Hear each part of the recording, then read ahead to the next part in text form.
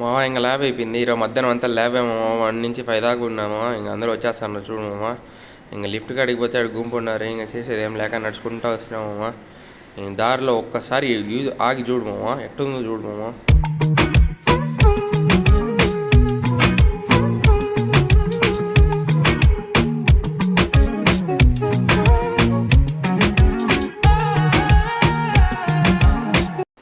మా హాస్టల్కి వచ్చేసినామమ్మా. ఇంకా నేరుగా మెస్కి వెళ్ళిపోయినామమ్మా.